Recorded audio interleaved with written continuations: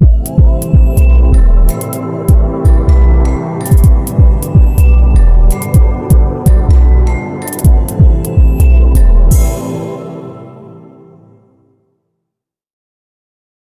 jirtu hordoftoonni miidhaggeeffattoota kakuu miidiyaa hundi keessanuyyuu bakka jirtanitti nageenya waaqayyoo isiniif haa baay'atuun jedha. Maqaan koo Barsiisaa Mindaa Tashoomaan jedhama. Leekcharaa fi tireenarsii yookaan immoo leenjisaadhaa fi barsiisaa yuunivarsiitiiti. Egaa wal barreen booddee kallattumaan karra kan ilaallu kakuu miidiyaa wajjin kan qabanne isiniif dhiyaannu ilaalcha keenya haala kamiin jijjiiruu dandeenya yookaan immoo ilaalcha yaada sammuu keenya haala kamiin jijjiiruu dandeenya kan jedhu wal faana ilaalla. Isaan dura garuu jechichuma sanaa hiikuma sirrii ilaalla. Ilaalcha jechuun maali? Yaada jechuun maali? Ilaalcha inni jedhu kan sammuu keenya keessaa wanti maddu yookaan immoo wanti sammuu keenya keessaa ba'ee mul'atu kamiyyuu ilaalcha jedhama. Yaada jechuun immoo ilaalcha keenya sana indirectly kan nuuf ibsu ta'a jechuudha. Ilaalcha yaada keenya haala kamiin jijjiiruu dandeenya? Haala kamiin jijjiiramuu danda'a? Inni kun hunduyyuu kan raawwatu sammuu keenya keessatti. Qaamonni keenya hunduyyuu directly kan barbaadanii yookaan immoo faayidaan isaa hundaa sammuu irraa argatu. Jireenya irra jirru kanas kan ittiin hordofaa jirru yookaan immoo kan ittiin ilaalaa jirru waan sammuu keenya keessa jiruun yookaan immoo ilaalcha sammuu keenya keessa jiruun jiraachaa jirra jechuudha. Kana jechuun hundi keenya akkasittiin jiraannu waan sammuu keenya keessa jiruun dhiisnee jireenyuma amma irra jiru kan jiraachaa jirru jira. Haalota garaagaraa keessa kan jiraachaa jirru jira. Wantoota wal xaxaa ta'an keessaa. Haa ta'us garuu ilaalcha nuti barbaannu yookaan immoo jireenya keenya keessatti ilaalcha nuti jiraachuu barbaannu wanti nuti jiraachuu barbaannu san jiraanneera isa jedhu sun yoo ilaallu namoota muraasa yoo ta'edha. Hundi keenya iyyuu baay'inaan wanta barbaannu yookaan immoo isa barbaannu sana jiraachaa hin jiru. Isa barbaannu sana jiraachuudhaaf sammuu keenyatti fayyadamuun dirqama. Sammuun keenya immoo kutaalee garaagaraa qaba. Kutaawwan isaanii keessaa kutaawwan gurguddaa saditu jira. Inni jalqabaa subconscious mind inni jedhamu jira. Inni lammaffaa critical think kutaa jedhamu jira. Inni sadaffaan conscious inni jedhu jira. Isaan keessaa conscious mindiin kuni inni conscious mind jennee waamnu inni jalqabarra jiru kuni wanta amma gochaa jirru kana kan ittiin beeknudha. Fakkeenyaaf amma akkanaasaa jiru nan beeka. Maal akkanaasaa jirus nan beeka. Inni kun maadhaan beekama? Conscious mind isa jennu sana jechuudha. Inni lammaffaa critical isa jedhu. Criticalliin kuni wanta amma haasa'aa jiru kana itti yaadeen dubbadha. Maal akka dubbachuun qabus itti yaadeen dubbadha. Isa kana kanan itti yaadu maal jennaani? Critical partidha. Kan immoo critical mind part jennu. Inni sadaffaa subconscious mind inni jedhamu jedhama. Subconscious mindiin kuni dagaagina mataa isaa qaba. Yeroodhaan booddee hin dhaabata. Fakkeenyaaf nuti amma umrii kana naannoo 25-30 sanaa olis jiraachuu dandeenya. Hanga guddachuu qabu qaba. Fakkeenyaaf dhalattee daa'imni tokko hanga waggaa 3 gidduutti sammuun isaanii parsantii 80 fi sanaa ol foormid ta'u. Sammuun keenya parsantii 80 fi sun ol kan foormid ta'u kan guutumatti hojiirra oolu isteejii sanarratti. Umrii 3 hanga 5 gidduutti garuu preschool yeroo jennu kana jira. Fakkeenyaaf UKG LKG isaan jedhamu kana jira. Isteejiin suni sammuun keenya yookiin immoo dagaaginni sammuu keenyaa haala olaanaa ta'een cognitive developmentiin keenya isteejiitti dabalaa deemudha. Inni kuni iddoo guddaadha. San booddee kan jiru kutaa 6 qabee hanga kutaa 12tti school age inni jennu kun. School age kuni wanti sa'aatii kanatti yookaan immoo kutaa waggaa 6 qabee hanga 12tti umrii jiru kanatti wanti nuu kenname hundaayyuu fudhanna. Fakkeenyaaf hin yaadattu ta'a kutaa tokko yeroo isheen waggaa 6ffaa keessaa taatanii baay'inaan haala saniin kan nu seenaa turre. Barsiistonni keenya maal jedhanii nu gaafatu? Maal ta'uu barbaaddaa nuun jedhu. Doktoraan ta'uu barbaaddaa? Maal ta'uu barbaaddaa? Paayileetiin ta'uu barbaaddaa? Maal ta'uu barbaaddaa nuun jedhanii barsiistonni keenya maal jennaani? Yookaan injinara jennaan. Sababni wanta sun nuti jennuuf maalidha? Har'as hin dagannu baay'ee. Waan guyyaa sana jechaa turre, waan yeroo ijoollummaa jechaa turre hin dagannu. Subconscious mind keessatti galmaa dhufa. Dagaaginni subconscious mind kanaa kan adeemu umrii sanarraa qabee hanga yoo baay'ate hanga umrii 12 qofa tura. Baay'inaan garuu umrii 8 hanga umrii 12ti. Iddoon kuni kutaa sammuu keenyaa ta'ee isa dhokataa jedhamee beekama. Isa dhokataa gara mirgii kan gad dhiyaatudha. Baay'ee dhokataadha. Wanti nuti yeroo sana keessatti yookaan immoo umrii keenya waggaa 6 irraa qabee hanga waggaa 12tti gidduu sanatti wanti raawwatamu hunduyyuu kallattumaan subconscious mind keenya keessa ta'a. Yookaan carraa argannee maatii gaarii keessatti kan dhalannu taate maatiin keenya akkana naataataa ilma koo bakka akkanaa keessa wanti jennu sun kallattumaan dhufee maalii keenya keessa gala sammuu keenya keessa gala. Umrii 12 13 irra guyyaa keenya immoo guutumaan guutti waan achi keessatti fayyadamaa turre sana yookaan immoo waggaa 6 qabee hanga 12tti waan gochaa turre sana ni jijjiirama. Waggaa 13 irra guyyaa keenya guutumaan guututti ni jijjiirama. Fakkeenyaaf akkam jedhee isin ibsu ijoollee dura mana kiristaanaas ta'inna iddoo garaagaraa maatii wajjin deemu hanga waggaa 12 gaanitti. Guyyoota waggaa 12 gaanii warra wajjin hin deeman. Daareektilii wanta jiru hin jijjiirama. Fakkeenyaaf eegan yeroo baay'ee ganama charchiis ta'inna mana kiristaanaa ilmi dhiiras ta'inna intalas ta'inna haadhaaf abbaa wajjin kan deemanii umrii 12 booddee yeroo gaanii yookaan umrii 13 irra guyyaa gaanii hin deeman. Deemsi dhaqqabaa amala jedhu san fidu. Guutumatti sammuun keenya maal ta'aa deema? Hin jijjiiramaa deema baay'ee. Kanaafiyyuu wanti maatiin keenya nu barsiisan yookaan immoo wanti nuti naannoo irraa baranne suni kallattumaan dhufee eessa keessa gala? Subconscious mind kana keessa gala. Umrii 13 booddee waan subconscious mind keenya keessa jiru maal goone baasnee itti fayyadamaa deemna. Kanaafidha yeroo baay'ee yoo argitanii ijoolleen umrii 13 jalqabee hanga umrii 18 gidduutti baduu ni danda'u. Bocuudhaaf illee baay'ee nu rakkisu. Gaarreeffatanii nu laalu jedhu warri keenya. Sababni isaanii wantoota garaagaraa yookaan immoo mallattoolee garaagaraa argisiisuu ni danda'u. Kana jechuun jijjiirama yookaan immoo dagaagina qaama wajjin wal qabatee wantoota garaagaraatiin second characteristic of umrii kan jedhu waan mul'isanii fi kallattumaan sababa wantoota sanatti jijjiirama dhufuu ni danda'a.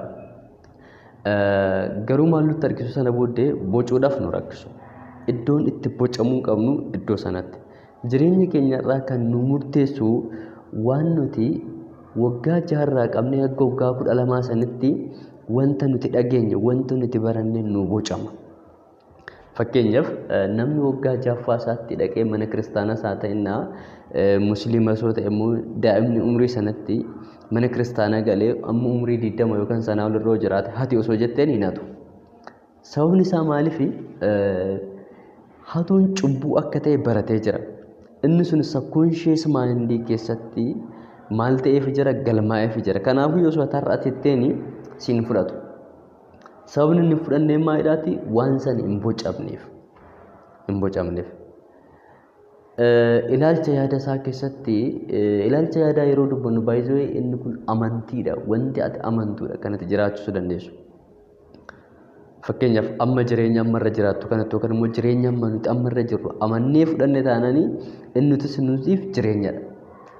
Kan ammarra jiraachaa jirtu waan amantee fudhatteef. Amantee gita fudhatteef keessa jiraachaa jirta. Ati waan amanteen ala yookaan immoo ani amma waan hin amane yookaan immoo waan itti amane qofan jiraachuu danda'a. Waan itti hin amanne waan hin fudhanne jiraachuu hin dandeessu. Waan yaaddeef qofas jiraachuu hin dandeessu. Namoonni yaada garaagaraa yaaduu danda'u. Yaadni baay'ee hin du'a hin ka'a. Kana jechuun guyyaatti fakkeenyaaf naannoo yaada 600 kan ni yaadama jedhee yaadu saayinsiin yaadota amma yaaddu kana hundaa accept godhee sammuun kan keen fudhatu. Isaan keessaa meeqa fudhataa? 1 2 muraasa qofa fudhachuu danda'a. Kanneen hin fudhatu guutumatti. Kanaafiyyuu kan sammuun kan kee fudhatu waan ati amanteef itti amante qofaadha. Kana jechuun inni kun gaariidha, inni kun naaf ta'a jettee ati itti amante taananii waan sana sammuun kan kee maal godha fudhachaa deema. Kanaafidha hattuu taate taananii yookaan immoo badii yaadde taananii waan wayii fudhachuu barbaadda taananii atirra deddeebitee waan sana goote taananii atirra deddeebitee sammuu keetti himte taananii waan sana maal gochaa deema sammuun keenya amanee fudhata. Sana booddee inni sun maal nu ta'a jireenya keenya godhachaa deema yookaan immoo jireenya keenya nuuf ta'a jechuudha. So namni waanuma facaafate qofa hammata waan hin facaasne na hammatu. Fakkeenyaaf sanyii gosa wayii facaastee sanyii biraan eeggattu. Subconscious mind kana keessatti wanna ati facaafatte sana baastee fudhattee itti fayyadamta. Kanaafiyyuu yoo facaastu sirnaan facaastee sirnaan sanyii bareeda darbite taananii firiin kan kee sanyii bareeda san ta'a. So subconscious mind kan kee keessatti atanna dabartee waan hin taane waan gadhee sagagaltummaa wanta sammuun kan kee hin barbaanne fuutee kenniteef taana yookaan immoo irratti facaaste taananii bu'aan kan kees yookaan immoo gatiin kan kees maal ta'a waanuma sana ta'a waanuma hamaa sana. Inni lammaffaa akkuma beekamu namni waanuma facaafate hammataa waanuma dubbate nyaata jedhama. Wanta dubbattu jireenyi kan kee isa amma dubbattu sanaan isa amma dubbattu waan ammaa sa'aa jirtu kana fakkaata. Namni waan hin haasofne waan hin dubbanne jiraachuu hin danda'u gonkumaayyuu. Kan jiraachuu danda'u yaada dubbatu yookaan immoo waan dubbatu waan haasa'u sana qofa jiraachuu danda'a. Bakka dulloonni dhoollee yookaan immoo bakka saawwan hin oolle kabootan guuran akka jedhan sana waan hin haasofne waan hin yaalle waan sammuu kan kee keessa hin jirre argachuu hin dandeessus yaadus hin dandeessu. Fakkeenyaaf mana teessee ani maastersiin barachuu qaba kan jettu taate namni digirii qabdu mana ciistee maastersii barachuu hin dandeessu. Jalqaba yaaduu qabdaa. Maastersii yoo baratte waan argachuu qabdu sana yaaduu qabdaa. Yoo sana hin yaadini hawwiin qofti maal ta'uu hin danda'u bu'aa fiduu hin danda'u. Kanaafiyyuu bu'aa argamsiisuudhaaf jalqaba maal gochuu qabna ilaalcha yaada sammuu keenya keessa jiru jijjiiruu qabna. Sammuu keenya keessatti yookaan subconscious mind keessatti waan gaarii dirqama galchuun nurraa eegamu. Waan gaarii irratti facaasuun nurraa eegamu. Firii gaarii irratti facaasuun nurraa eegamu. Isa firii gaarii facaan sana deebinee haammanna. Kanaafidha kennuun yeroo baay'ee namni kennuun nama gammachiisa. Dhuguma nama gammachiisa. Sababni isaa maaliidhaati? Kiisi kan kee keessa yeroo baastee kennitu yookaan immoo humna kan keeti yeroo nama gargaartu beekumsa keeti yeroo nama gargaartu sammuun kan kee hin gammada. Sababni inni gammaduu fi waan luus goote yookaan waan sana waan dabarsitee kenniteef osoo hin ta'in sammuu kee keessa yookaan immoo subconscious mind keessa yeroo kennitu akka gammaddu waan beektuuf. Kennuun kan kee sababni si gammachiisu saba sanadha. Kennuun nama hin gammachiisne jira. Beekumsa isaa namaa qooduu nama hin gammachiisne jira. Sababni isaa bocame. Jireenya amma jirtu keessatti hidhamanii namoota ta'an waan fakkaatutti jira. Yeroo al tokko tokko ni argina wanta jiraatan jireenya biraa waan jiraatan itti hin fakkaatu. Gara biraatti waan deeman itti hin fakkaatu. Inni kun maalidha? Amantii fudhatteedha. Wanti amantee ati sammuu kan kee keessa galte yookaan immoo subconscious mind keessa galchite directly gara critical thinking itti dhufaa sana booddee conscious partidhaan hojiirra ni oolchina jechuudha.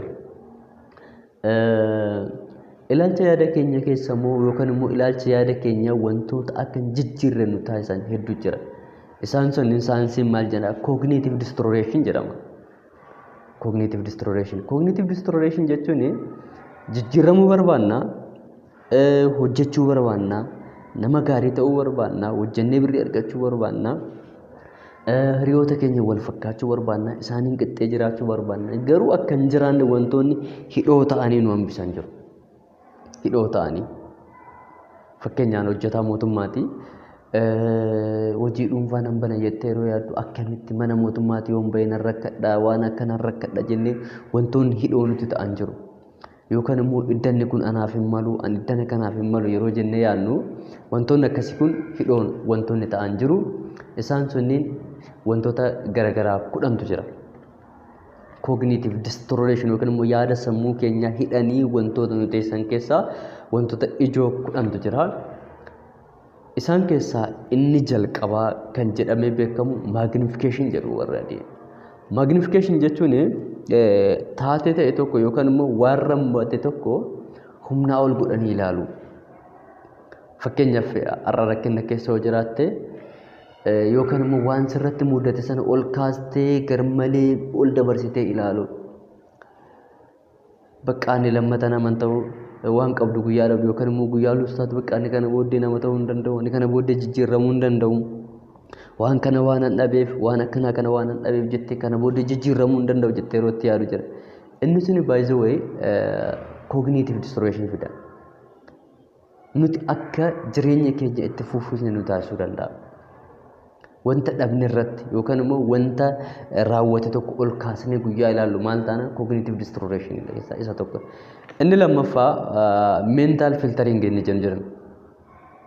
Mental filtration jechuun by the way isaan kun namoonni baay'een kan itti rakkatan keessaa mental filtering ni waaqayyo waan guddaa waan baay'ee si godhee waan baay'ee argattee xiqqishoo ishee dhabde sana ol kaastee ilaalu. Har'a fayyaa qabdaa, jiraattee jirtaa, maal jettee jirtaa? Osoo waaqayyo umriin kan kee har'a waggaa 40 waggaa 50 irra ta'ee fayyaa si dhorgate osoo maallaqa kan kee yookaan waan wayiitiin hir'attee isa dhabde kana ol kaastee ilaalu. Guyyaa isa dhabde ol kaastee ilaaltu by the way sammuun kan kee yaadni kan kee kallattumaan gara san dhufa. Inni lammaffaa hidhoo ta'e akkan jijjiiramne yookaan immoo ilaalcha yaada sammuu keenya akkan jijjiirre kan nu godhu keessaa inni tokko lammaffaa maadha mental filtering kana waan dhabne irratti xiyyeeffachuu waan dhabde irratti guyyaa xiyyeeffattu by the way inni sun si harkisa. Yeroo maraayyuu sammuun keenya waan dhabe barbaadan. Namni uumamumaan wanta argatetti guutumaan guututti hin gammadu. Maayidhaa fi fedhiin daangaan qabu waan ta'eef fedhii waan daangofneef hin barbaadu. Waan dhabde irratti xiyyeeffatte taanaan by the way carraan argachuu kan keetti dhiphaadha. Kanaafiyyuu isa argatte sana irratti gammaduudha malee isa dhabde sanaan yookaan immoo isa dhabde sanaan boossa taanaan hinumaayyuu dhabaa deemta. Tokko inni lammaffaa isa kana. Inni sadaffaa discounting of the positive inni jedhamu. Discounting of the positive. Discounting of the positive jechuun fakkeenyaaf waan siif kennametti gammaduu dhabuudha. Ati bareedduudha. Yoo kan taatu taate odoon fakkeenyaaf ati bareedduudha, ati bareedaadha, ati qabdaa, ati waan akkanaa qabdoote maal godha? Waan qabdu sana gadi qabdee ilaalu, waan qabdu sana hir'istee guyyaa ilaaltu kan qabdu sanuutu dhabda. Bareedina taananii bareedina qabdu sanatti boonuu qabda. Isa argatte sanaan boonuu qabda.